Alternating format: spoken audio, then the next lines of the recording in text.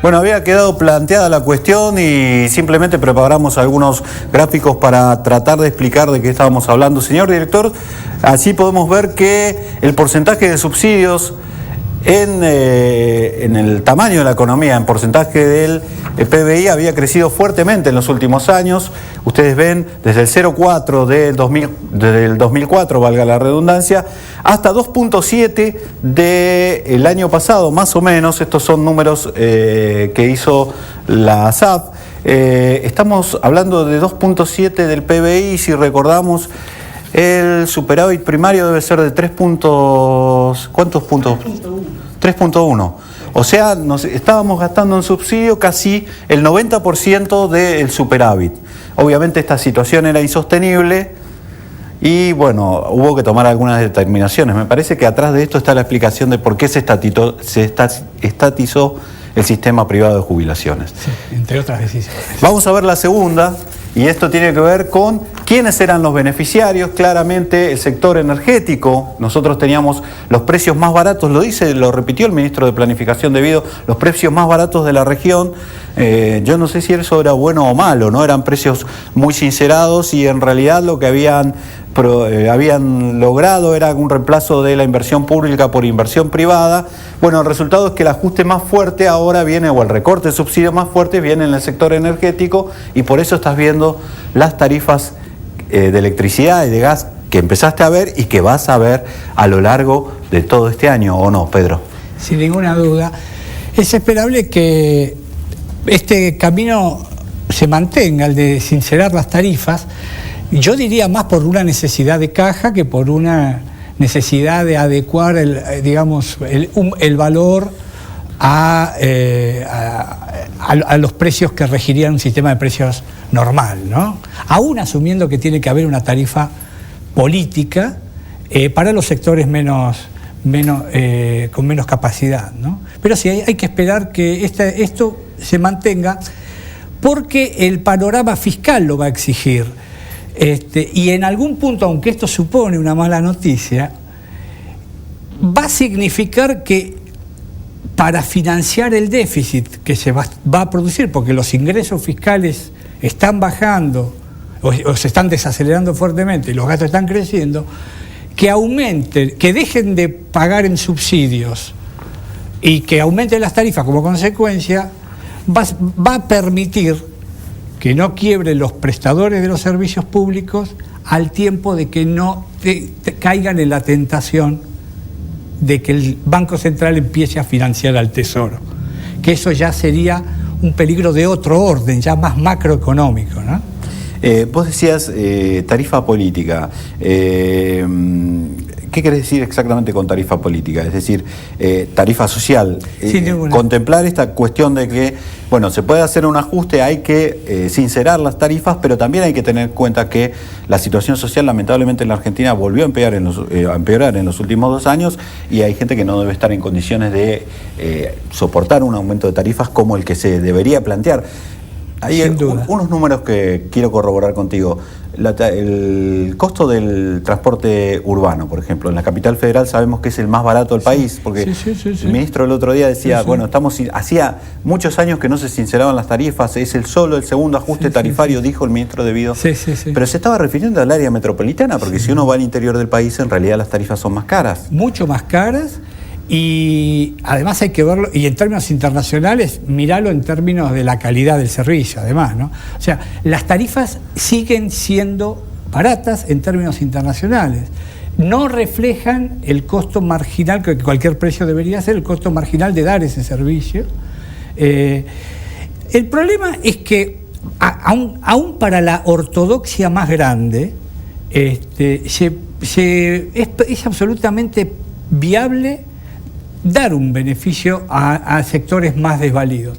El tema es que cuando vos das un subsidio, estableces un contrato con la otra parte. Y el límite a las políticas, el límite racional a cualquier política activa, cualquier política pública, es que vos, Estado, puedas controlar al privado. Es un acuerdo. Yo te doy plata, vos me das determinada cosa. El Estado argentino no puede controlar nada. Y ahí es donde esto se ha convertido en un financiamiento de la actividad. Tengo la certeza de que por lo menos la mayoría de los prestadores de servicios públicos no ganan dinero. Tienen casi compromisos políticos para mantener los servicios porque no lo ganan. No digo todos, pero muy buena parte, incluso algunos de estos prestadores hasta el mes pasado tenían un enorme riesgo de caer en un default con una obligación negociable importante. Y este aumento también, fíjate de político que tiene a un operador de una autopista que le permitió eludir el default, ¿no? O sea, sí, estás refiriéndote al caso de Ausol, digamos. Sí. Así como se había hablado se sabe, digamos, hubo un incumplimiento con su deuda de transportadora de gas del norte, una reacción del gobierno y previniendo que no vuelva a ocurrir eso con otra empresa, en realidad le autorizó un aumento a Ausol, aumento de peajes, que se había negado en los últimos años simplemente para que no se repita esa situación y además para poder bajar los subsidios. Ese es el mejor ejemplo de una tarifa política, ¿no?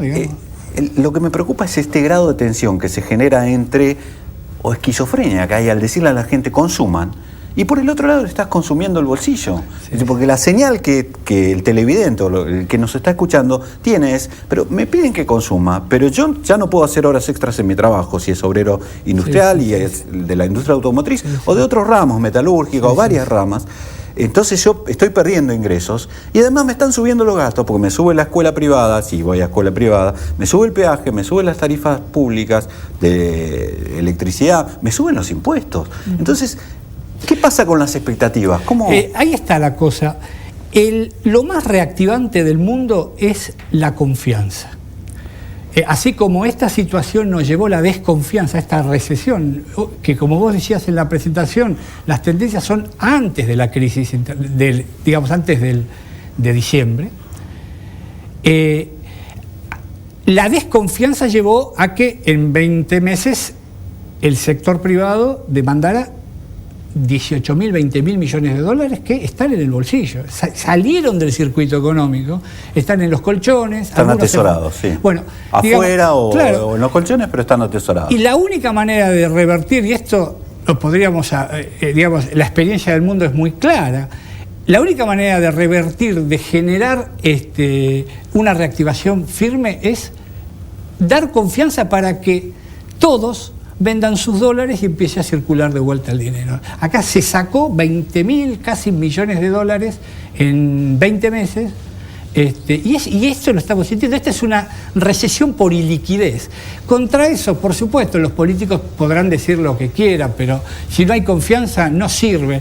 Es más, yo diría que la presidenta por primera vez recurrió al miedo, como vos lo decís, porque si ustedes no consumen van a perder el trabajo. Me parece un mensaje terrible. Es terrible complicado, y que digamos produce exactamente el efecto contrario. No sé quién la asesora en comunicación, no, pero me parece que puede producir el efecto contrario. Pedro, en el próximo bloque, y te pido disculpas porque estoy terriblemente charlatán, ocupado. Te voy a dejar exponer más, pero te quiero preguntar dos cosas. El consejo público que le darías entonces a la gente es que esto que vieron es el principio de un largo camino, entonces, que las tarifas van a aumentar, lamentablemente. Sí. Digo, lamentablemente desde el lado de lo más egoísta, digamos, voy a tener que pagar más por la luz, por el gas, por la nafta, por esas cosas. Sí. Ok. En el próximo bloque, porque ustedes se especializan además en pronósticos que salen del corto plazo, en un país que está centrado en la discusión del corto plazo. Y quiero precisamente colgarme de esa especialidad que tienen en la consultora para preguntarte qué es, digamos, cual si miraran un oráculo, qué es lo que están viendo para la Argentina de los próximos 4 o 5 años. Si esto es simplemente un suceso o si estamos ante un cambio realmente estructural en la economía y hay, de alguna manera, como decía al principio, para prevenir a la gente de, bueno, qué es lo que viene. Pero eso en el próximo bloque. Ok.